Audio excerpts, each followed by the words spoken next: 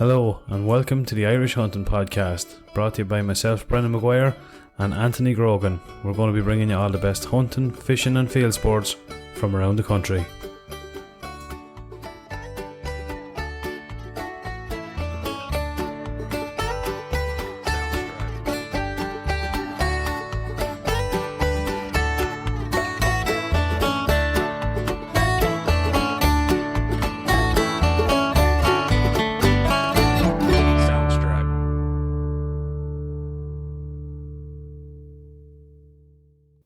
Hello and welcome back to the Irish Hunting Podcast. On this week's episode 21, we're going to be talking mostly all about fishing.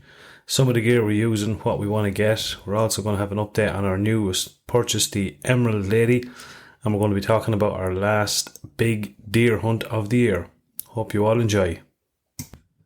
Anthony Grogan, how are things, lad? How are you, Bernie? What's happening, buddy? Oh, not a whole pile, man. You're in bad shape again, are you? Yeah, I'm all strapped up here, as you can see. Oh, honest to God, lad. A bit of duct tape. Bit of duct tape sticking me together. Yeah, kind of had a 2 steps forward, 3 steps back the weekend. So, yeah, kind of was going down to Galway for the weekend and kind of at the toll bridge reached out to tap the card. And look, it was probably from the drive more so than actually tapping the card. But Yeah. Nearly broke my hand, but the thoughts of tapping, giving the fuckers anything more than they should be. Then they should be getting noticed the fuck, yeah. But no, that's so I kind of started building again, and I was in horrendous pain on Monday and Tuesday. Jesus. And my 2 ears were rattled off between yourself and Rob. Then one ear and one is in each ear.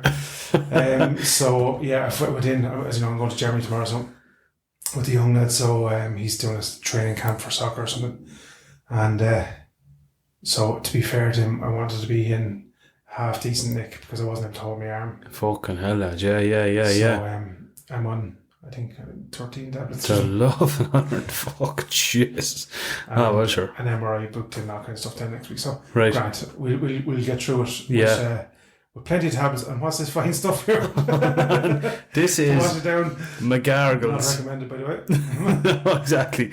Mcgarggles Frank's Lager. So we decided we were going to change things up a little bit and start having a couple of craft beers and stuff. Yeah, because the fine whiskey lads in this country don't see. Although we are getting a couple of, in fairness to mate of the podcast, Christy Malay. Come on, Christy is getting us a bit of different whiskey to try. Oh yeah, 100%, man, definitely, yeah. Just the Torch got the better of me today. I says, look, we'll give this stuff a go. Yeah, that's nice. It's good stuff, isn't it? Yeah, that is. It is. For a session, Brenny, or a barbecue. Yeah, I know. No, that's exactly it. That just, you know what that tastes like? That tastes like summer. That is exactly what that tastes like there, man. That is good gear, so it is. Nice kind of citrusy bite off it. Yeah, honest to God, a little bit kind of cloudy, almost like a pale ale or something. Yeah, but it's good stuff, man. It is good stuff. Probably halfway between a lager and a pale. Would that be fair? I'd say you're right. Yeah, it reminds me of, there used to be a big thing over in Australia, Cooper's Pale Ale. Yeah. That's what that reminds me of now. Yeah, very, very similar. And of course, only down the road from us. Only down the road, man. All good things come out of Kildare. We know that. Yeah. Podcast included. Absolutely. Without a shadow of a doubt. Every other county's trying to get roads out. They were trying to get roads into it. Roads into it, lad. So where would you be going? Where else would you be going? Where else would you be going? What's been going on? Look, very, very little, as you probably know. Yep. I've been doing a bit of reconnaissance at home. Got me new, what would you say? Tactics bag, you know, that's what they're called. Absolutely, yeah. Got it off Amazon actually. Mm-hmm. Combat, I think, is the name of the. Okay. I think predominantly for kind of airsoft kind of stuff. Oh, that's what it is. Okay, yeah. But it's lined inside. It's waterproof, lined inside. Deadly. And plenty of pockets. Yeah. I spent a couple of days that I had pottering around, gathering up all the accoutrements. And so I have a nice tidy bag for all the chargers, everything's in there. The happy day. You want to start fucking using it now? Well, I'll be well set up when I get there, you know, next year. Yeah, next year, yeah. But, no, you'll be out before you know it. And you ordered one as well, so it's grand. Just throw it in the back of the Jeep. We'll do a little video on it anyway, just to show people. Yeah. Because I think it was 50 quid to deliver pretty. Fucking hell, man, yeah, sure, that's ideal. Yeah, exactly, yeah. And just grab the whole lot, throw it in the Jeep, and then, as you know, a lot of our gear comes with kind of car charging for, you know. Yeah, jeez, man, USBs everywhere. Yeah. But if you, at least you have it in the bag. Yeah. Because we've often been out, and the battery's gone fucking dead. Yes, absolutely. In the middle of going from one spot to the other, you could throw something on charge, but you never bring the charger. So no. At least with this, you have everything, even the box for scopes and all the bits and pieces. So, and even the Allen keys, that if, your scope came a little bit loose. You know what I mean? Yeah. Deadly to have it now, in fairness. Brilliant. Yeah, it is a good idea, because I'd be the same. Even if you're going to set your rifle, you're fucking running around, do I need this, do I need this? You know what I mean? Have a bag, binoculars, rangefinder, everything in the fucking bag. Pick the bag up, you're good to go. Yeah, it's a good idea. And probably similar to look, you're same as myself. You might decide you're going fucking fox shooting tomorrow night, but then you take a Figari and do maybe a bit of deer shooting tomorrow morning. 100%. You know what I'm saying? So everyone's there. Everyone's just there. Yeah. So it's good. So we'll do a little video on that, and we're putting up a little video then on the Sniper Hog. We'll just do a little bit of review on that, because a couple of things that I wanted to actually talk to Alan Crosby, actually, who is the guru in all things Sniper Hog, and Alan has kindly invited us down for a bit of fox shooting as well. Oh yeah. So there's one, and it's only a little, like, it's not even a bugbear, but I think I showed you. There's a little kind of outer ring. Yeah. On the outside, so on the main. That's only on a broad beam. Yeah. Beam. Yeah. I think most lights have that, don't they? Probably do. Yeah. I know what you're saying. It is a bit annoying though. Yeah. So that, but other than that, I seen one actually. I think Alan Crosby had it up as well. I thought it was savage. There's like a pistol grip attachment you get for it. That's a fucking idea. It's a good idea, isn't it? And all the heads are interchangeable in the Sniper Hog, so you can actually take the head off your IR, put in your normal white pill, or whatever colour pill you want, and convert it to a handheld. Deadly, handy, fucking handy job, yeah. And then you can do the hand button, or you can do the rat tails for the rifles. They're all interchangeable, so which is good. Deadly. It'll be handy when you get this too. Absolutely, yeah. I got that. Just the license came back what day did I text you? Was it yesterday? No. What are we today? Wednesday? Monday, right. Yeah. So Happy days. Yeah, look, and we give out with them, but there you go. There you go. December. That's fairly quick, like. Yeah. That's a good quick turnaround now. So paid it to the post office. Got the boys just in Wild Hunter just to press the button on the suppressor. Yep. And we're hoping to collect it next week. Happy days. Happy fucking days, man. That is the job. Bring as I think I told you, the uncle was going to buy a rifle, and he was kind of in between and betwixt. So I'm going to bring him down to the lads in Wild Hunter there, and we're going to maybe have a look at 243. Happy days. 243. Proper job. Yeah. Happy days. Tika, Savage. I think a Tika, dude. He had a peep at a couple of Tikas. I don't know what caliber he had, but he just liked to feel them. They're savage. They're savage, man. Yeah, there's a couple. There's a fluorocarbon. There's a couple of different types. Yes. I'll tell you what there is. There's like one down there. It's in like an army green. The lads, Mick told me name. I can't think what it's called. Fucking lovely, man. Lovely job. Lovely, yeah, very nice. Look, because you'll be coming along with us anyway, just to have a little peep at it. Yep. And one of the guys from the club actually wants to come down and have a little gander around as well. So fucking busload going to Wild Hunter. Stay with us. We'll be right back. Welcome to Untethered and Wanderwise, where adventure has no age limit. We're your co-host, Heidi Brandist and Nikki Mahandro, and we're here to inspire and celebrate women over 45 who are embracing their independence and want to explore the world on their own terms. So, Wild Hunter kindly sponsoring the taxi service for today. Bring us on the beer and everything. Yeah, exactly. Yeah. But they really want to know at this stage, fuck's sake. But look, it's great in fairness, because when you go down there, the choice he has got range. So like that's exactly. That's what I want. Let him put a couple of 243s in his hand. Yeah. Whichever feels more comfortable. Yeah. And then we'll match up a suppressor and a scope. Deadly. Happy days, man. Now, I'll probably try and twist his arm into going with the pulsar, because he's going to do a lot of fox shooting. Okay, yeah, is he okay? It's predominantly fox shooting he's going to be doing. Okay, yeah. And I think with the night vision, he has today had night vision, so... Yeah, 100%, yeah, that's all he wants. That's all he wants, Yeah, exactly, sure, if he wants to go after deer, he can just buy you a fucking cheap... he doesn't have to go mad, he can buy you... Yeah, exactly, yeah.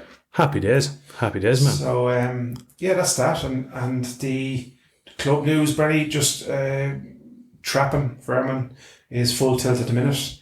Got a couple of traps actually delivered and bits and pieces delivered from Macone Supplies. Do you use them down in Kerry? We use them? You have to ask the lads. Possibly, yeah. I think that does ring a bell now, yeah. Brilliant. For the big grey crow traps, the tall ones? Yes. 125 quid. Fucking hell, he's used that out? Yeah. Jesus, right, okay. And there's a flat pack version that you just assemble yourself for 110. No way, man. Just that's cheap, isn't it? Yeah. Deadly. About 110, 112 bucks, I think. Okay. And delivered to your door. Oh, sure, just great. You can't get better than that. Happy days. Got a few feeders then delivered for the Banties that one of the boys collected on Saturday.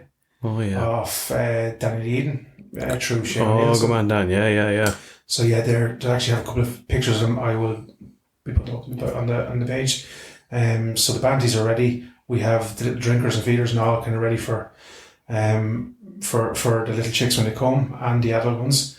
And yes, we're just trying to get everything prepped, and there's plans for a foot. I think Borden One. I think I told you I've kindly agreed to donate a few bob towards some of our conservation products. Good stuff. Yeah. So yeah, it's all go. Still look at, even though the season in the club essentially is. The actual shooting is kind of finished. The work when he starts now. Yeah, absolutely, 100%. Yeah, we couldn't agree. Yourself? Well, we had a AGM there the other night, so yeah, big plans coming for the future. The fella says, watch this space. This year there's a couple of things we're going to try and get up and get running, and try and I suppose include some of the local area more in the club, and a bit more, inform people, I suppose, of what we do and some of the conservation efforts. And you'll know yourself, we do a lot of conservation in our club. So yeah, big plans for this coming year.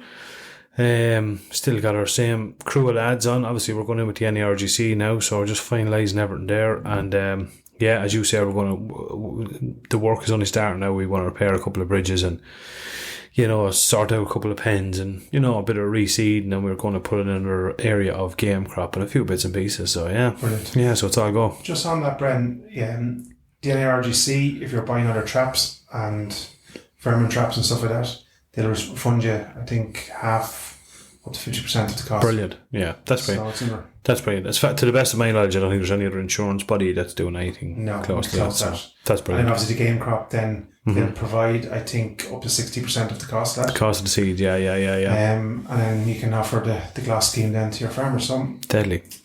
All win. Yeah. It is, yeah. We're going to talk about fishing. All things fishing. Start with the boat, I suppose. But where are you? Project Emerald Lady. So a good friend of mine came down. There's a little bit of fiberglassing to be done on it. Just a bit more of a precaution. So Dave McKeever from what is the name of his company now? Isn't a great good friend I am now, in fairness. Yeah, but he does all fiberglass. Spectrum Fiberglass. Oh, that is him. You pull that one out of the bag, one, yeah. Spectrum Fiberglass, yeah. He does all things fiberglass, and he's an absolute genius at it. He done a boat for, I told you that. He done a boat for a really good friend of mine about, I'd guess here, about 15 years ago. It was a 17-foot sheeling boat, similar to what we have. And the man at the time had a sling around the middle of it and went to lift it. He was doing some work on it. And of course, it ripped the boat in practically two halves. And this man now, he was dead. He genuinely was caught up about it. And he just said to me at the time, did I know anyone what could he do with it? And he just presumed it was a write-off. And I knew David was into it, was doing the fiberglass at the time. And I said to him, look, cause and we didn't even, bat an eye. He says, oh yeah, no hassles, I'll sort that out for him. Like, I said, cheers, do you want to have it? I said, it's fairly bad. He says, it'll be, yeah, it won't matter, it'll be grand, I'll fix it. Like, went down, I swear, you want to see the job he done it, like, the man was absolutely delighted, so he was.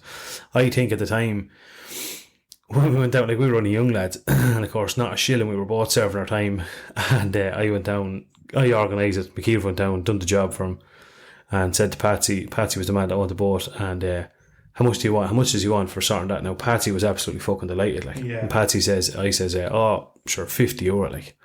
And Patsy turned around and handed me an envelope. He says, look, there's that money for you, man. He says, thanks very much. No bother, 100% Patsy. Brought home €200 in it, like. Yeah. You know what I mean? And even at that, like, he was a bargain. You know what I mean? Yeah. But Dave was doing it as a favour, you know what I mean? Sort of to me, like. So we went straight into beer, as you would. €200 was well spent. But that's what I'm saying. It's definitely 15 years ago anyway. And that board is still in everyday use. Not every day, but it's down in the White Lake, down near Delvin. So savage job. So yeah, he's going to come up. patch that bit for us. Yeah. He's going to organise the paint. Brilliant. So we're going to restore this boat. This boat, this is going to be back like... She's going to be pristine. She's going to be fucking pristine, lad, without a shadow of a doubt. So yeah, you are the timberman. Come to, once we've the fiberglass done and the painting done, then she'll come to my yard then for the repair of the timber work. So just have to organise a little bit of hardwood. Yeah, and when you say hard, like what is it? Like, is there a certain type or? Look, I think any the hardwoods would suffice. We're going to have it. So it's a hardwood like mahogany or teak or something, is it? Yeah, exactly. Teak, okay. Yeah, I need that kind of hardwoods. I'll have to do a little bit of research because I don't know. Essentially, but I presume teak should be fine. Yeah. Any of them, just to give us a little bit of last in it. Yeah. Obviously a little bit more expensive, but like grand. Yeah. Or we might even get like I don't know how people feel about oak or something like that, you know? Okay. Do you know what I mean? Well, look, we'll put it out there, will we? Yeah, We'll put it out there. Yeah, if anyone has recommendations. Yeah, what he is using to repair, what is the boat's usually made out of? To go to. Type of timber that is. Yeah, definitely, yeah. So yeah, we'll go with, because it's only for the rim and line on the top, isn't it? You know, so it's more, it's essentially more cosmetic, but it will be getting wetter and better. So absolutely, and then we're going to set her up with 2 nice seats. And yes, yeah. I have one down there from Wild Hunter that I want to do a demo for. So yeah, that'll all tie together. Brilliant. Be a job. And yeah, we'll get another one of them if it turns out to be the job. And we're going to have a kit out well. Kit out well, man. I want like rod holders, the whole job, lot of little storage boxes. Yeah. I cannot wait, man, for a calm day, the two of us on a lake with the fly rods. Couple of francs, a couple of this old Mcgarggles stuff. I tell you, it's good old gear, man. Actually, genuinely, it is nice. It's lovely. It is nice, and I wouldn't usually be one for the craft beer, but Jesus, that is lovely. That is nice now. From the Rye River Brewing Company. Yeah, I'm just going to say a little small one to pair that, but sure, that's episode 25. Exactly. But anyway, it's lovely. Yeah, so can't wait. It's nice summer's even, dude, and we're out. Doing a bit of fishing. Yeah. I brought you a few of yes. So context, I suppose. Oh no, sorry, we finished the boat. Yeah, well I tell you, I just wanted one thing on the boat. I picked up a 6 horsepower Evinrude 2-cylinder 2-stroke engine the other night. She's a bit sick at the minute, she won't start. Well, I haven't even really tried it anyway, but if anyone out there has got any information on things to check out, we've one issue, it doesn't go into reverse. So it might just be a linkage issue or something like that. Okay. Anyone that knows me will know I'm sort of I was in former life a mechanic, so I've no bother. I'll get stuck into it. Yeah. But if you can do a few shortcuts. Exactly. So we'll get that running. She's a pedal boat. Well, we don't even have oars. I have 2 Hurleys there. I've 22 RB, exactly. A Derby shovel. 2 Derby shovels. If you see lads with 2 Derby shovels, that'd be us. Come over and say hello. That's the trailer then is in great nick, apart from cosmetic. Yeah. I mean, we were just talking about lights and bits of pieces there. 100%. So we're going to put some sand her all down and give her a good coat of paint, put her black, and then I've got some mud guards first, and we have a winch, just gear up the winch, get the winch working a bit better, and a new set of lights, and the whole idea is to be able to just hitch up and go. That's the whole idea, isn't it? That's what we want. Yeah, so we're looking forward to it. I suppose once the boat's sorted, we have some gear. You've brought up some gear, deadly. So context here, right? You can probably tell there hasn't been a whole pile of work done in this gear, so when my eldest fella is now 19, I think when he was about 7 maybe, I decided I was going to go fishing. Okay. Because I wasn't getting a whole pile of shooting in, because I was just after having our second lad. Second fella, Yes. So and then we were trying to build a house and all. Oh yeah, that gets in the way sometimes. Yeah. So we bought a little caravan at the time to go down to Loch Green, and I said, I'd do a bit of fishing, but obviously I'd never done any fishing before, so nobody ever showed me how to fish. So I said, well, I'd rather now than fucking frustrating him, I'll try and go out myself and figure it out myself, and then I'll be able to show him.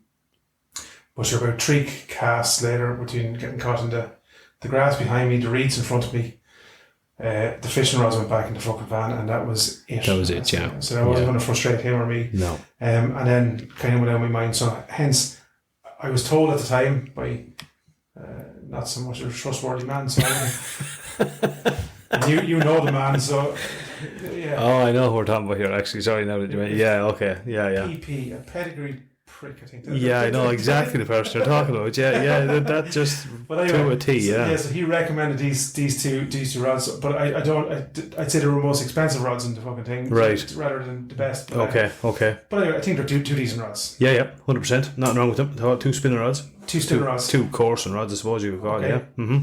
Yeah. Yeah. I would. Handle on that one there. Yeah. I tell you, I will just say one thing when it comes to fishing. Now, anyone that will know. Sorry, some serious noise going on here in the background. Out these rods. One thing I will say about when it comes to fishing, okay? Fishing is one of those sports. There's a lot of things in life you can figure out yourself. Yeah.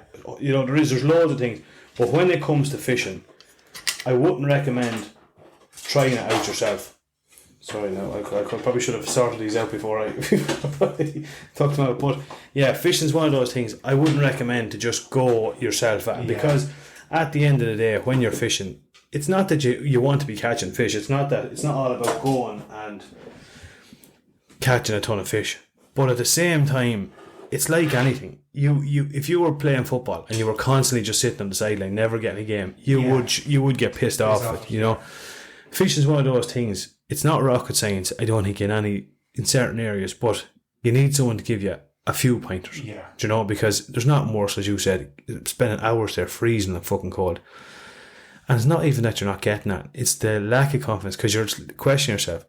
I could probably completely fucking waste my time here. Yeah. Do you know what I mean? So I definitely think fishing's one of those things, you know, reach out to someone. Quick story. I was at a nipper, right, and I decided I was going to try and teach myself fishing. And I picked up half a rod, I think. So see the butt of that one there? Okay, yeah. So I think somewhere at home, and tied some sort of bit of line out and a worm onto a hook. So just imagine no floats or weights or any of that type of stuff. Yes. And like your story there, cotton reeds, and didn't know what I was doing. And you can imagine 8 or 9 year old running up and down the side of the bank of the black water, actually running with the line behind him, thinking this was going to tie some fish onto the line. So that's my story. That's the accumulation of my. That's what. No, don't do it. Don't do that. No. You can imagine now my fox slippers and my skeeter hat running up and down the bank of the black water. Someone said, "Look, just get back on the bus, the fuck will you?" Rowing my raft with me fucking Derby shovel. Huckleberry fucking Finn over there. So yeah, holy fuck. That's what you're saying there. But probably a little bit of guidance, a little bit of in the right direction, and you'll get to take more enjoyment out. Exactly. Well, it's not about catch, but it's like Anthony, knowing that you're doing is right, and it's just, you could be like any of us. You can get an off day, you can be unlucky. You know, that's just the way it works. You know, but you can still enjoy it. In the challenge, Rob showed me a few bits and pieces. Obviously, we didn't have a whole pile of time because we were against the clock. But really enjoyed the bit. I really love the spinning because it's active. It's active. Yeah, true. Yeah.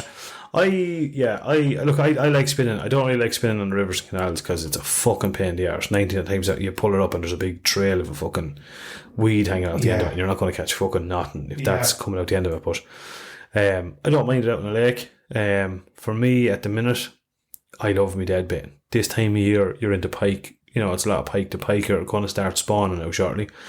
So now is great time to be catching some pike. The thing I love about the dead baiting, we were out dead baiting yesterday, myself and Cooper, yesterday evening, and you're looking at this fair size of a float, like, and you're just sitting there, and you know what kind of pike are in that area, and you're just looking at it, and you know the wind might move a little bit, and you're like, "What is that? Are we onto something here?" But I am telling you here now, man, when you're looking at it, the next thing you just see this, you know, undeniable just bump underneath the water, and next thing it's up, and next thing it's like something now, Joe. You literally see this float taking off down. It's fucking brilliant, man. I swear to God, it is deadly. So when you're dead baiting, then you have your float. You have your dead bait that's either up off the bottom a little bit. Keep it on the bottom. Keep it roughly on the bottom. Yeah, roughly on the bottom. Yeah, and you get a dead bait rig, like you get a set of trebles. You could make it if you really wanted it. So a set of trebles onto a swivel, and then on the other end of the swivel you'll attach a trace, and a trace is like a long piece of very, very small steel wire rope. Yeah, with a quick release clip on it. Swivel on the other end of it. trace, leader, people call it different things, and then you can attach that to your line or your braid. Very good. Simple as that, you know. So the idea of the trace is, or what the quick attach is, that when obviously the pike won't chop the line. Exactly, 100%. Yeah. Anyone that's seen the inside of a pike's mouth will know he's a fair set of actions on him. Yeah. And then with the quick release clip, then is to bang it on that. You won't exactly for dead baiting, you won't be on and off. Like, but if you're spinning, obviously you want to be trying out some different spinners and different colours and lures and stuff. So that's kind of the idea of that, you know. Yeah.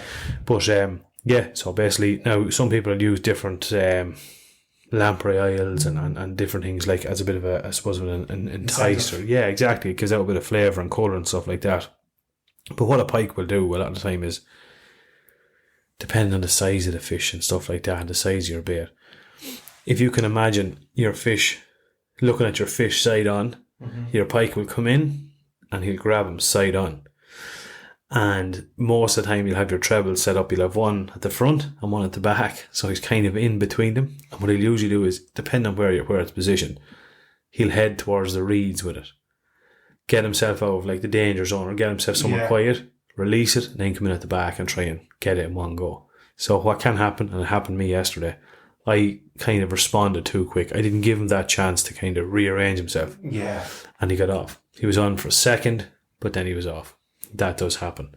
But I'm telling you, man, everyone has seen the picture of Cooper with his first ever 7 pound pike, and the buzz he got out of that was absolutely unbelievable, you know. Yeah, that's something for a lifetime, you know. Yeah, exactly, you know what I mean? That's him literally hooked. I know we kind of, pardon the pun, but it generated, like, it genuinely is, you know. Yeah, that's all he wants to do now is yeah.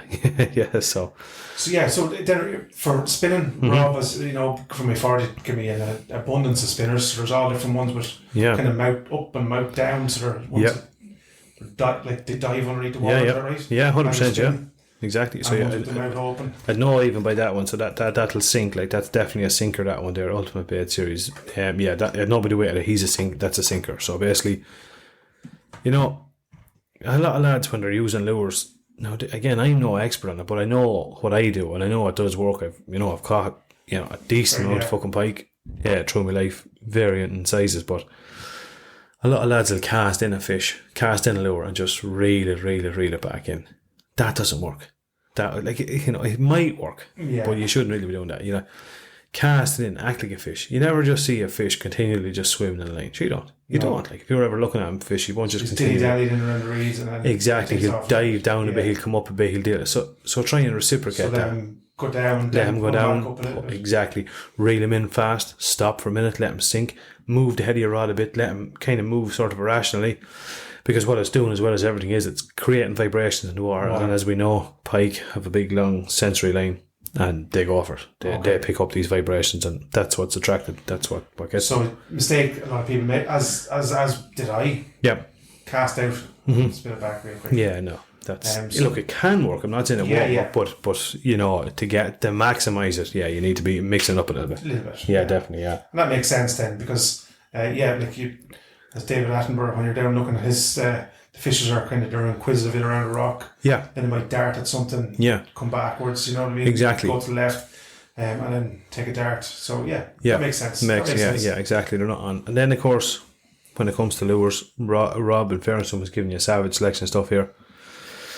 It's one of those areas everyone has an opinion on. And I don't know if there's a right or wrong answer, but like, you know what? It's like open to interpretation, man. Certain lures and certain colours will work at certain places at certain times of year, so it's kind of the look of the draw. Like, I would say the more variations you have, the better. Like, mix it up, try different things, clip on one, try another one if it's not working. Exactly, try it out, try a couple of different things, like, there'll be obviously, depending on the time of year, depending on the type of water you're in, could be dark murky water where a brighter colour might pop a little bit more. Without 100%, definitely. This time of year, and even in the colder months, pike in particular, like trout's only some of the season will have only started down the west yesterday, actually.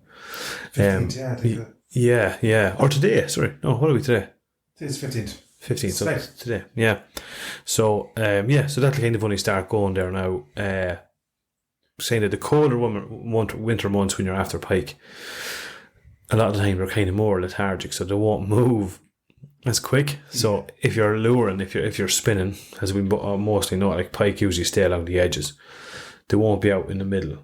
So if you're spinning, it's tricky, isn't it? Because you can cast to one bank, but you're essentially coming across the other one, you know. Yeah, so you've only a short distance across. Exactly, yeah. So you need to. You could do 7-year-old me and run up and down the front. Yeah, exactly. Yeah. Run like fuck. Yeah, exactly. Yeah. Tell you, man, might work. I'm recreating fishing. Fuck, yeah. Mightn't catch on. You'll be fit as fuck. Yeah, exactly. Running along on a heap of fish, out of my way, running with a fishing rod. I'm bringing this spinner for a walk. Yeah. All this to fuck. But no, I get you. So you when you're spinning, you've only probably what?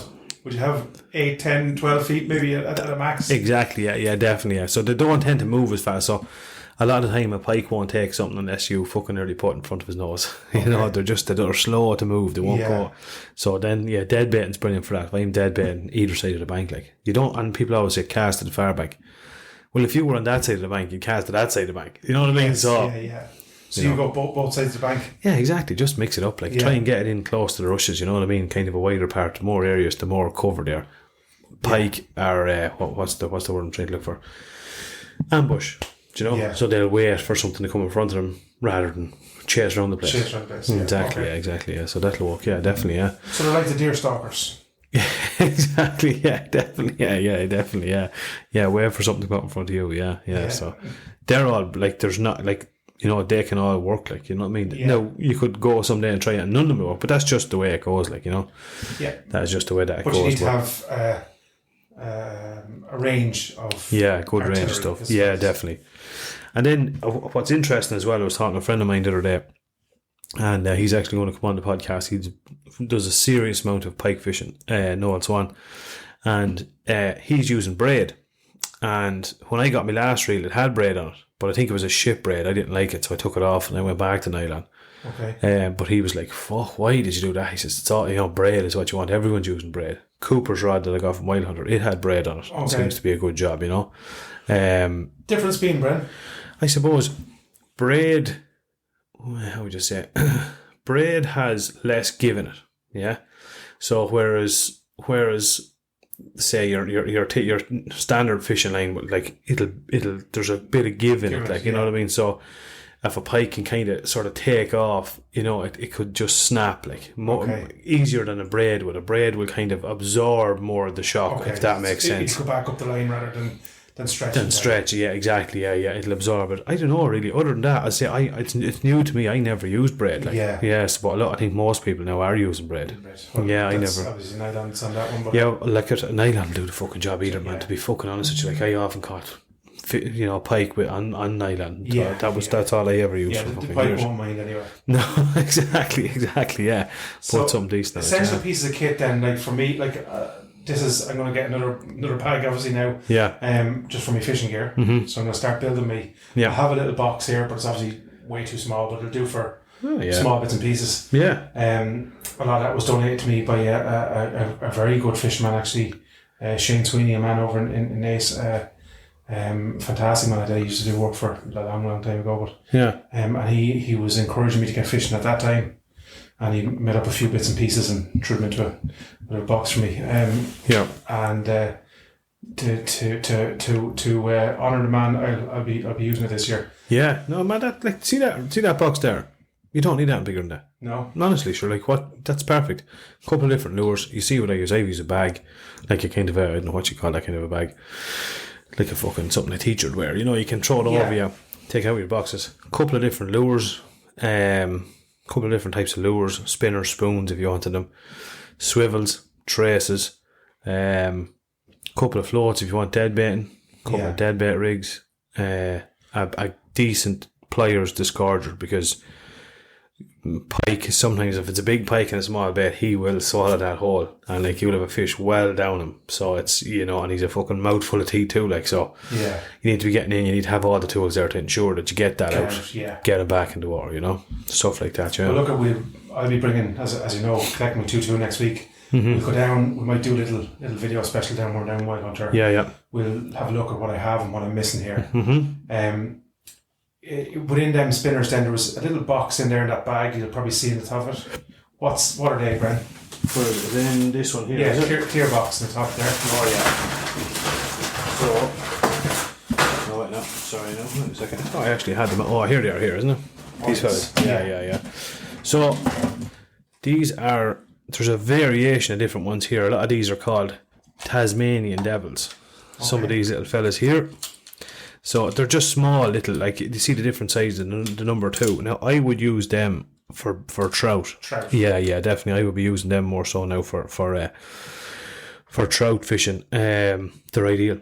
They're right, because you're not going to like trout. Well, like they are out there, but predominantly, like if you caught a 6 pound trout, that's a fucking big trout. Like now there's bigger ones. I know there is bigger ones out there, but majority was. 6 pound, like that's going to be plenty. That's going to be plenty for a trout. Perfect. Yeah, so definitely depending on the stretch of water and stuff you're on, but those I would be quite happy spinning for trout with the likes of those. Well, I tell you, actually, we've a little river that runs through the club, which has been told by Noel, the elder statesman of the club. Yep. He fished for trout all his life, and actually the Blackwater runs behind. Yeah. My home place. Oh yeah. Again. Renowned for trout. For trout, yeah, perfect. That's all I want.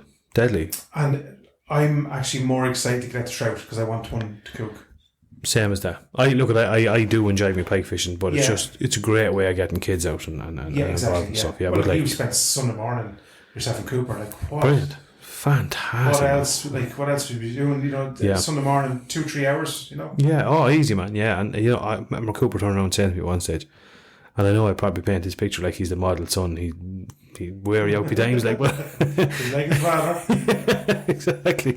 But he just literally said, "Isn't this lovely?" Now he says, "Do you hear the birds there? Just sitting there and hearing the birds. Do you know what I mean? You're just sitting there in the canal, no one around. People out for a walk saying hello to you. Sure, Jesus, man, it's brilliant, like, isn't it? It's fucking grand. Forget about the weekend work. Forget about the weekend. Just relax. Not a hunt saboteur in sight.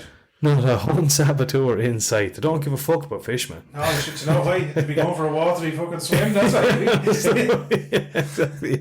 yeah.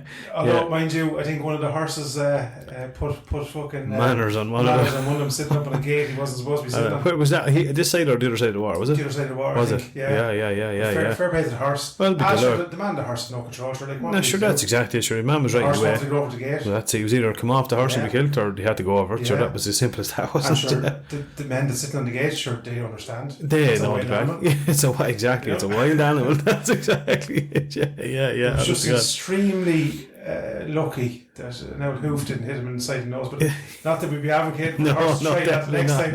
No, exactly. As long as no harm came to the horse or the rider, be worried about that hoof. Get re-shot. But and then little box like that. Yeah. Now I think I have a couple of little weights and bits and pieces in that. Yeah. But again, we'll probably build. We'll build that. My. I'll tell you what we'll do. Right? Is any of yours into fishing? Would you think have they given it a go? The two middle lads want to go fishing. Right. Well, I'll tell you what we'll do. Right. Straight up, next 2 weeks, we'll go to the canal. Yeah. And we'll get them set up. Just bring those 2 rods. Right. That's all you want. A rod apiece for the lads. Yeah. I'll set them all up. I'll get the bait, the whole lot, and they will catch fish. Yeah. They will catch, I won't say in abundance, but they'll be catching fish. And that's the key. Yeah, that is the key. Yeah, get them catch their first fish. And then 100%. Like Cooper the other day. Now, Cooper's come with me. The first day I ever brought him was to the canal. And fished, and he caught loads. And then after that, then we went to the river, got his licence, and we caught a couple of small trout, and he loved that. And because we could actually use the trout, he was always about trout. Then myself, him, and Damo went fishing one day, and Damo caught a pike, and he was just mesmerised with this pike, just mesmerised with it. So then it was pike, and he caught his own. So yeah, bring them somewhere where they're probably going to catch them. Look, what I'll probably do is I'll get another rod down in Wilder anyway for because my eldest son now he's mad to come out fox shooting with us. Oh, is he? Yeah, and he's talking about getting a licence. Deadly. So he's only getting his car going now, so he's more pressing things, but just he wants to come out and do a fox shooting. Deadly. And I know, like the pike, once that Without. Starts, Yeah. I know myself. Without, man. You know, Yeah, definitely. there's Yeah. days you don't either be thinking about it or out at. Yeah. But So- he'll get into it. And as well as that, it's just, I have touching on some of the gear we're talking about here as well. Fishing is like hunting, it's like fucking probably golf or anything. Like the sky's the limit, but Yeah. like to get out, get fishing and get some results, you do not need to break the bank. Yeah. 100% you don't. You know, if you want to, go for it, but you don't need to. In terms of then, like, would you recommend getting like a rod bag or something like that for all the rods? No, because like you can if you want, like, but see, a lot of times when lads have rod bags and stuff like that, a lot of lads that are coarse fishing, right? So say if they're on a carp lake or something like that, they will be going, they'll be setting up their area, they'll be setting up their gear, they'll be casting out, and they will be literally sitting there could be sitting there for a weekend. Yeah. Do you know what I mean? Yeah. Whereas me and you, I don't bother breaking down my rods. I usually just take off the hooks and I leave the trace on and I clip it into one of the rings. Yes. So then if I want to go fishing, man, Pop the top back on. exactly. Yeah. Grab the rod down and I'm fishing them within 20 minutes. Yeah. Rather than going off the fucking set up Set the up, rod now yeah. and set this down there. I just don't bother, you know. Yeah. I don't. What I would recommend doing probably with those, because of a line up, I would change the line on both of them. Because if the line, it can become brittle and Okay. I just get some line and change the line on both. Fair you know, enough. happy days, yeah. Job done. If you're going using them, probably like say a 20-pound line, loads, Yeah. loads. Perfect. So yeah, we're not too far away then. No, 100%. No, that box is perfect. You've got some floats. I have for the canal. I usually use wagglers. It'll be all waggler fishing I do in the canal. Like, well, if I'm not there baiting. So they are like the pencil floats. You know, the one you see that's like looks like a pen. Yes. Yeah, that's what I would use. And then there'll be a couple of numbers on them that are important, and that tells you like the weight that it needs to stand up. Basically, yeah. Okay. Mine would be like, say, like a 3BB, for instance. That'd be the weight ones I'd usually use.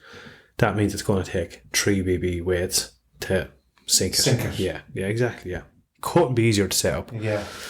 Hook size 8, 10 or 12. You look at them, they're fucking tiny. You'll say, what the fuck would you catch with that? And you catch loads with it. Yeah. They don't need to be these big monster treble hooks yeah. for the canal and stuff like that. But yeah, no, we'll do that, 100%, yeah. No, that's what we do. So getting the rod, and we'll get the lads down there just to put together a little range of kit for us that Yes. we need, and then that we go out on the morning. We've everything we need in the box. Yeah, 100%, yeah. Well, So without- if anyone, I suppose what we're trying to do here is, because I'm an essentially novice, Yep. as will two of my boys. yeah. If there's anyone interested in getting, from the hunting side of the podcast, obviously we're going to be transitioning now for the last 2 weeks left in the deer hunting, and we will be shooting throughout the year between vermin, Yeah. some Pigeons. crows and pigeons, yeah, absolutely, yeah. and so on. Rabbits, yeah. And rabbits and foxes. Mm-hmm. So we still have a lot of shooting to do, but we will be transitioning to fishing. And if a lot of hunters want to get their young lads out because we're coming into if Easter breaks now coming up, and then summer holidays, and so you want to get them out during the holidays, something active. Well, then you can follow us along, see what we're doing, and Yep. look, you can throw the advice out the window if you wish, or say that bit I'm going to take that bit. Yeah. But hopefully it might just spur a couple of lads on to Brilliant. get out. Yeah, 100%. And it could be like kids of all ages. If you have a teenage son that spends most of his day in a room, or daughter, or whatever, bring them out, sit them on the canal, and conversations will just start to flow. Yeah. So isn't it? I think we always drive that home here in this podcast. Yeah. Like it's great to get out and you just start to talk. I was listening to Joe Rogan actually during the week, and there was just Jordan Peterson was on, but there's a lot of things going on in the world, I was listening to him as well. Yeah, Jordan Peterson. I'll tell you one thing. Jesus. Eye opening, isn't it? Oh, fucking hell, man. But not only like some of what's going on in the world. I was listening to that one, and I know we won't go too in depth into it, but one of the things, the overpopulation of the world, that was scary, wasn't it? That was just like, holy shit. But why we do certain things, it's interesting, isn't it? When you listen to it, like why we do the things that we do. Habits, like as in, something, and there's literature for 300 years we're saying, in terms of why certain epidemics come up, epidemics of I think he was talking about multiple personality disorder was an epidemic at one stage. I did. That was back in, and that comes and goes. Cycles. Yeah, in cycles. Not particularly that one, but different ones. Yeah, which we're now probably some people might suggest that we're going through at the minute. So yeah, like, and it's because of, I suppose, the transition of like, you know, we're now more than ever leading a more sedentary lifestyle. Yeah. So rather than dealing with a lot of issues, there's excuses for a lot of issues. Yes. So what was essentially a normal part of growing up, you know, in terms of body dysmorphia, I didn't know was a common thing. I think over 90% of girls go through it. Yes. Because it's part of a defense mechanism. Yes. You know what I mean? Because when they come of age, you know, males are obviously more physically dominant. Yeah. So women start to see them as bigger. Yes. For a very good reason. Yes. Because back in the day, they were a danger. You know? Yeah, absolutely, yeah. But now, because they're not a danger anymore, predominantly. Predominantly, yeah. Obviously, there is. Yeah. The essential body dysmorphia is now. They're looking for, and what I thought was, and I know we're getting off the thing. What I thought was fucking mind blowing was the amount of gender reassignment surgeries. I know exactly what you're talking about. This stuck out in my head too. Fucking crazy. Some of the breakdown behind it, like, is science is fucking mad. Like, what's going on? Yeah, it's crazy. More importantly, or more, not more importantly, but more mind blowing is the ignorance of the science. So there's 300 years of this literature, essentially data being correlated and collected. Yes, and there's an explanation for. And he said a point that he made was, I think, that the gay and lesbian community, which was probably the original part of the community, right? Yes. They are now in 10 years, 20 or 15 years. There's going to be answers required as to why young kids at 12, 13, 14 had gender reassignment surgery. Yeah, I reckon that's coming down the line. That's going to be serious. Essentially, stopping them from, you know what I'm saying? Yeah, fertility and yeah, 100%. Yeah. That's coming. I was blown away like that. This is coming down the line. Like, there's going to be some serious court cases and repercussions of letting these people do. You know, not letting them. I don't mean that way. If you know, it's their own child. But at a certain age, and absolutely, definitely. I think that nobody will. We all know, and he just described it on males that were feminine and females that were masculine in terms of some of their behaviours and so on. And I know some of them women who've gone on to be happily married with kids. I also know some of the men who've happily married with kids. Absolutely. You know 100%. Or some of them who have happily married same sex, lesbian. 100%.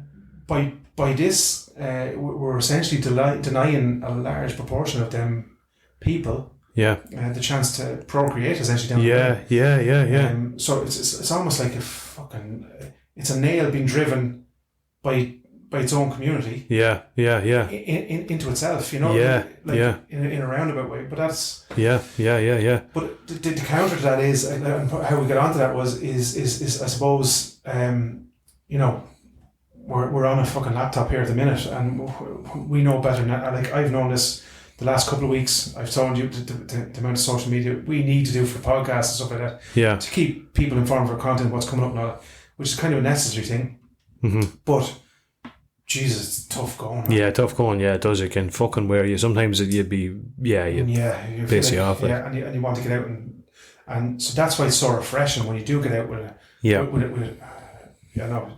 Jesus, you sound like get out with a gun, you know. But no, you get out with nature. I don't care if you're going foraging mushrooms. Go. If you're from the vegan side. You can still go foraging mushrooms. You can pick wild garlic. You can go wild berries. All that kind of stuff. Get out with nature. Get out to fuck. Leave the fucking phone at home or turn it off or whatever. Leave it in your pocket to fuck. Get out to fuck and breathe in the air. Listen to the birds. Absolutely. See what's out there. Do you know what I mean? Yeah. Yeah. You're a vegetarian.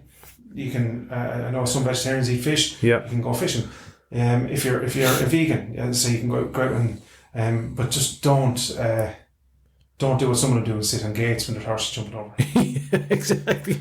Note to self. That will not end No, well. No, definitely not for you or the horse. So I think that's what we're saying, isn't it? Yeah, absolutely, man. You nailed it. You absolutely fucking nailed it.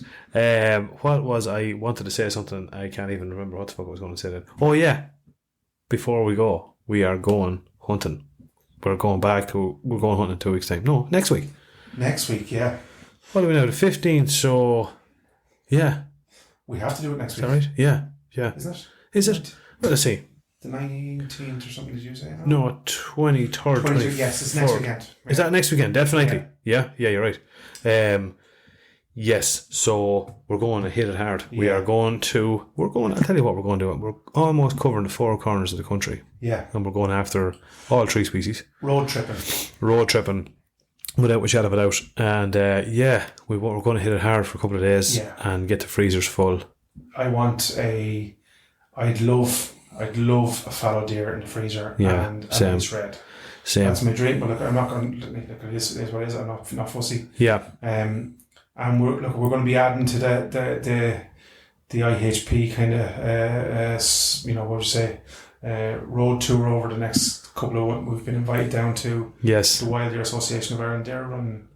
It's like a tracking kind of a so we're going to go down to that. Definitely, we'll be sharing the link for that on our social media as well. Yeah, and we were invited down by the guys, which thank you very, very much. Yes. One of the guys actually got in touch yesterday. Was it? Yes. Which one? Aidan or Arthur, in terms of the grouse project. Yeah, I was talking to a fellow about that actually. Yeah, and is it Merlin Rogers?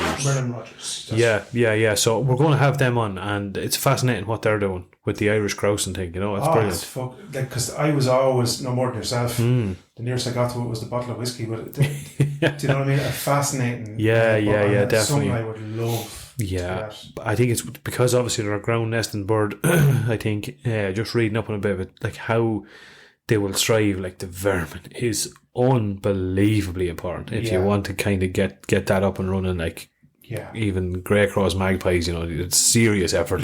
Serious effort. You know. And I think then they do controlled burning of heather and that to encourage fresh heather, because I think the grouse loves the fresh heather, not so much the old one.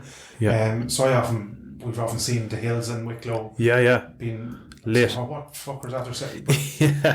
Controlled. Yeah, absolutely. And like, there's no fucking shortage of heather around here. Like, in fairness, you know. So, I was just thinking, like, imagine the beautiful project you could have going.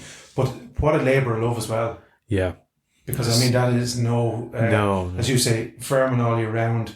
Yeah. Burning heather, creating habitats. Absolutely. Breeding. Yeah, no, it's fantastic. Like, and obviously, it's just purely about the reintroduction and trying to get them, get the numbers back up. So we're going to be chatting to the lads over that. We just time. We've a load of things on. We've a lot of people wanting to come on as well, and we just haven't got enough. Jack, we've a plan with Jack. We're watch this space. We're going to be Jack is. We're going to do some cool. Wild hunting / cooking. Yes, exactly. We're going to literally show you, like, we're going to walk out, we're going to pick a species, we're going to get rabbit, and we're going to cook it out in the field, using not only what we can source in the field, wood surrounding. So few what would you say, basic spices that Jack can bring in a little, or maybe an old ale or something. Yeah, man. I fucking should have bought more of this. I think this stuff is lovely. You don't like it? Where'd you get? No, I love it. Do you? Where'd you get it? It's another half a bottle there. Yeah, I know. I can't. I'm here in front of this mic. He has me, just to put this in perspective now, right? In case I won't get another sip of the beer, I'm perched in behind the bad microphone. It's a small one. I'm like Hannibal Lecter in the corner here with this jug shoved in my mouth. Thanks, Brandy. That'll do the job. It's good stuff, man. It is fucking good stuff. Lovely. Yeah, what were we? Yeah, so no, that'll be interesting to have a few. There's another bloke on now. He's on about what was your man that does the hunting trips in Africa? Yeah, I haven't got back in touch with him just yet. We replied and he only got back to us yesterday, I think. Yeah, Ryan. I might want to try to pronounce his name. You're listening. We will be in contact. Look, we are absolutely blown away with the amount of messages we get. We would, several times throughout the day. We're only an Irish hunting podcast at the end of the day. Several times throughout the day we get messengers from various people in various aspects of the sport from around the world, and it's very humbling. It's brilliant. Crazy. It is, it's brilliant, and we're trying to get back to everyone, but it's that's the thing. Sometimes even you forget. I think Mark Bergen, I think another guy, they won the intermediate going club of the year, I think, in the NRGC. That Mount Mellica, is it? I think it is. Yeah. Like, what an operation they have. Fantastic, yeah, brilliant. Great country down there too. Yeah. Good country down there. But like, what I noticed about, you see the videos of the people, like, do you know what I mean? Yeah. The enthusiasm out filling feeders. Absolutely. One man, an elder statesman, couldn't get out to fill his feeder that he was, you know what I mean? Yes.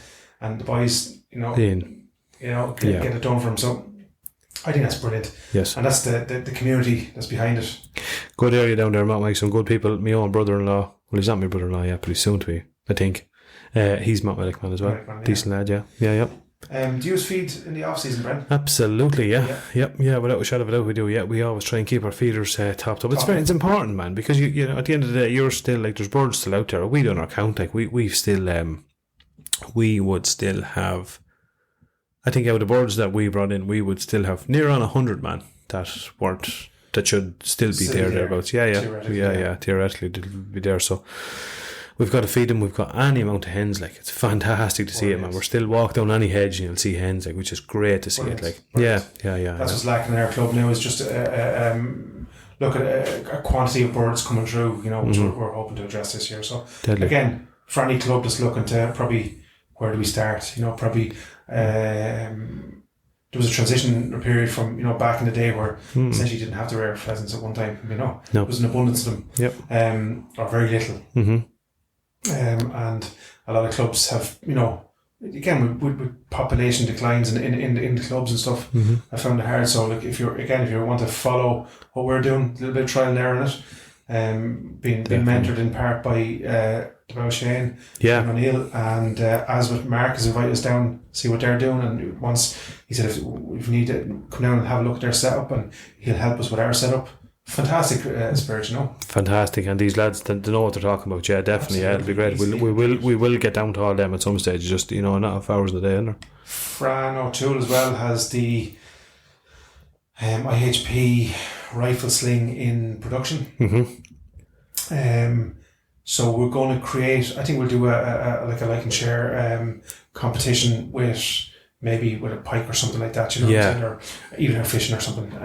And we'll do that when Fran has it finished. Yeah. And just I suppose to go back at a comment that was just left on the podcast page unannounced. I was waiting for this. Yeah. Yeah.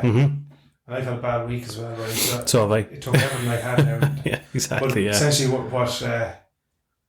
all prizes were given out, all prizes were sent, and just to put it in perspective, like we are not funded by anyone. Wild Hunter, fair play to them, 100%. They gave us a couple of prizes, but they're not like, we're not getting a wage off Wild Hunter. Like, that was another comment that was made, but we'll talk about that in a minute. But so yeah.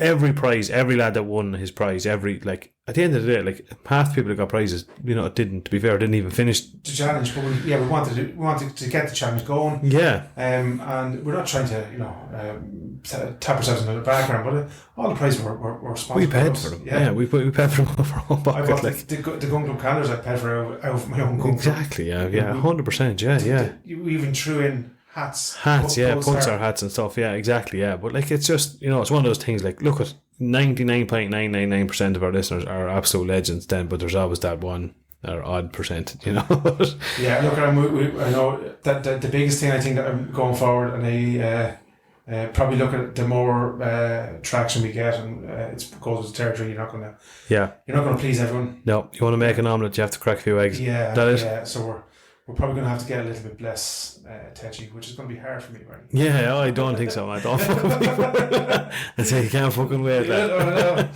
No, I have enough battles on my hands. Yeah, that's the fuck. Yeah. Look, everyone got the prizes, so just to reaffirm that. Yeah. Anyone who is who was named on that video. The only person who hasn't got a hoodie, which I've been in contact with, is a great friend of the show, again, a great supporter of the show, is a man by the name of Richard Burns, I think. Yeah. And I've been talking to him. It's just the medium hoodies were late coming in, and I went over and collected the rest of them, got them out quickly, and Sarah is making the last couple of mediums there at the minute. So, but in his own words, and this is the sign of the gentleman he is, I'm sure I won't get cold. I won't die of cold at the minute. Anyway, yeah. That's the thing. Other than that, all prices were delivered. Yeah, 100%. Either hand delivered or fucking posted. Yes. At our own. Yeah, without a doubt. Yeah. And just touching on that whole thing now, I know it was only one and he didn't mean that, but we just want to be clear on this. Wild Hunter, why we keep going on about Wild Hunter. Why do we go on about Wild Hunter? Because the buys are 110% sound. Now, there is other gun clubs and other gun shops and the buys are dead sound. We've reached out to a few of them. They haven't even bothered their fucking arse. Yeah. Messing us back. That's fine. No fucking worries. Wild Hunter, they're not paying us a wage. We're not sponsored by them. They help us out in various ways with competitions and donate a few prizes and that.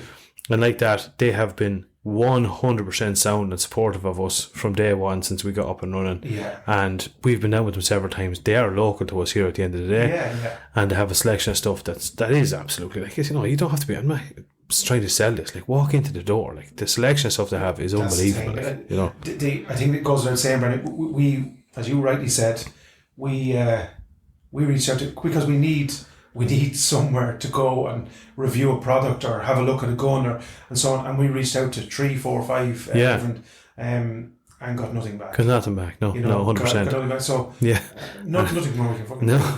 And isn't it gas? We knew this was coming. The amount of messages we're out getting off people now wanting to know. Yeah. And that's unfortunately you have to be loyal to the people who are loyal to you. 100%, yeah, exactly. The Wild Hunter probably took a punt on us. I think we weren't 3 or 4 episodes in, and they donated 400 or 500 quid's worth of prize. Yeah, exactly, 100%, yeah, exactly, yeah. So that's it. There will be a couple of companies and stuff that we will be working with in the future. But again, I just want to say that why do we love Wild Hunter? Because the buys are fucking sound. They're 100% sound. They have what you want. They're not going to try and rob you. No. That's simple as that. I texted him the other day with the uncle. Would be alright to bring down the uncle. Will you have a couple of 243s for just to show him and he can hold it? No problem. No. If they come down, let me know. Yeah. We'll have our 2 ready. And yeah. And I want to definitely give a special shout out to Mick, absolute legend down there, and Hassie, absolute legend. Hassie is the soundest lad ever, but he's bringing in show your own gun. Because he loves it himself. He's a pure passion for it as well. Do you know what I know what's about, right? The last time we were down there, do you mind if I have? Yeah, no problem. He's nearly more excited. Yeah, getting the gun off himself. You know what I'm saying? Because he, like ourselves, gun enthusiast and loves. Loves hunting. About them, loves hunting, loves everything about them, Yeah, exactly. Yeah. An absolute gent, but he's an absolute gent. Yeah. What else are we going at? What are we going at this week? What are we going to our next podcast on? You're away to Germany now for a couple of days. I'm away to Germany until Sunday, so I'm hoping by Sunday the copious amount of legal drugs I'm taking. Legal drugs, Get some of that sweet German beer into you too. Fucking. I will. Yeah. I don't like German beer. Do you not? No, I fucking really don't like it, man. The wheat beer, no. No, don't like it. Oh Jesus! Yeah, sorry. Are we no longer friends now? I'll have a look at it. I'll get over it. I'll have one for you. The Bavarian breakfast. I've had it once. Okay. It was a German wheat beer. That's what. Yeah. Okay. With the boiled German Bratwurst. Okay. Sausage, yeah. Oh, that now. Yeah. With the pretzels and the sweet mustard. Sweet mustard. Okay. That's a Bavarian breakfast. Is it? Okay. Well, I've had. Where we were in South Australia, there was a place called Handorf, a German village called Handorf in Adelaide, and we used to go up to it, and it was a lovely restaurant. Now, some of the food, man, there was it was a lot of pork, and there was there was I can't even know what it was called. It was I don't know, it was not a shoulder, there was a hawk, okay. Was it? Of pork, and all the different sausage and the different sides, and it was fantastic, really, really nice. But the beer, nah, not for me. Too sweet. Yeah. Yeah, like Hoffenbrau was Hoffenbrau and stuff. Yeah, Erdinger, no? Yeah, don't like it, man. It's too sweet. It's like a shandy. Yeah, I didn't like it now, to be honest with you. Yeah, no, I like it. Now, you wouldn't drink too much of it, mind you. No. But I don't think they're renowned for any kind of whiskey or anything. But look, no, that's I know about it. You never know. I'll have a look. Yeah, you'll sniff it out if it's over there. Sniff it out if it's over there. But I think the sausage, as far as I know, I stand corrected. It's very healthy sausage because it's made from veal, as far as I know. Oh, veal. Yeah, as far as I know. Okay. Now again, I stand corrected that this was. It was a semi-intoxicated Bavarian. He probably had more than a singular pint for his breakfast. Yeah. It was 10:30 in the morning, and a lovely guy actually spoke decent English, and I think he was probably in his 70s. He was down for his couple of pints of and he was telling me he was very, very healthy because, wheat beer. Yeah, okay. I don't know about that. Come to think of it now, maybe disregard everything. Some weird German dude told you that. But yeah, little you never see it. The little pot comes down, like Okay. Do you know the old blue and white pattern fucking pots? Yeah. And something like that. The flowery with a lid on it, and there's kind of the sausage is boiled in the water. Oh. You get that, and you get the little pretzels. As far as I remember, that's exactly right. And then the sweet mustard. Oh my savage, God, beautiful. Oh, fucking savage. And then what's it? Sauerkraut. Yeah. I'd have that with it. Food, savage. Beer, not so much. No, people, yeah. Sorry, Friday German. I know some of them were sounding first. Some of them were sounding. Look at some of the fuckers that messaged on the podcast. Don't have to go to Germany to get fuckers. Without a doubt. Although you'll have a right old time. That'll be deadly, yeah. No, I'm looking forward to that. So we'll get back. Bit of fox shooting next week. Yeah, I'm going tonight. Myself and the guys are going to hit it fucking hard, man. Yeah. Put up a video. Yeah, 100%. Yeah. And I'll be doing a little review on the Sniper Hog Light and the bag over the next couple of days. Deadly. And then when I get back, hopefully shoulders right, and we can. Yeah. I'll look at it if I'll dip off the fox shooting because everything's about next weekend. Yeah. Oh yeah, man. It's about next weekend. So. Definitely, yeah. I cannot wait. Will my bag be in by then, do you think? I'd say it should be. Deadly. That'll be the job. I'd say it should Load be. Up. Are we going in Crafter? We're going to Crafter, will we? Going to Crafter, we're going to cheap. Doesn't matter either. We'll see. We'll see. Well, it's for all we probably need the crafts with the amount of deer we're going to. Honest to God. Oh, you jinxed it now, lad. Holy divine jizz, yeah. No, I don't mind. Yeah, we've yeah, we should go on that, yeah. Some fine jobs, yeah. Oh, yeah, 100% should be the fucking job, yeah. Apparently there's a bit of a competition going as well behind the scenes. Do you know, are you hearing about this, no? Oh, what's this now? It's a kind of a bet. It's kind of a, they're all reckon, there's a few listeners now putting prizes on how many times I say 100%. Yeah, so I've been told, man. Honestly, if you can count that, how you get a prize. I didn't realise, man. I say it the whole time. I actually used to have a little thing here with a picture of my head and a Kildare thing with 100%. I must be saying it this years, but anyway, sure, look at it. It's 100%. I'll get you a little electric shock thing every time you say it. You get one of those dog collars. Yeah, exactly. Do the fucking job on it. Do the job. Power outage in Bradford. You hear me whimpering away. I meant to ask as well. How's your new dog going? Oh, she's coming out for Shell big time, man. Yeah. She's she has her little. She comes out around the garden with me now. Okay. Not nervous at all. Knows her perimeter. Back to me like a light. So I hadn't started kind of training her. As such, because she was very, very nervous. Just, like even something drops, she darts. Yes. But this is of course your English Pointer. I suppose we should mention that. Yes. Yeah. Max's German Pointer. Or German Pointer, Max's sister. Rocky's sister. Or Rocky's sister. Rocky's sister, sorry, yeah. So, I'm going to spend a little bit of time now in the summer, just bringing her on the lead and getting around, and I might throw a couple of shots over later in the summer. I just want to get used it's like a building block now with confidence, Yeah. Because even just to put it in perspective, like when she's eating, she'll eat, take a little bit, and she runs her corner of it, Still? Yeah. Oh, will she? Yeah. Yeah. Oh, God, so what we'll start doing is give her food in her room. She's actually in the downstairs bathroom. She's a little crate there. She goes into she's inside the house, just spoiled rotten. Oh, know all about that. Yeah, goes in there. So we let her, and she has her. So we're expanding it all the time. Okay. Okay.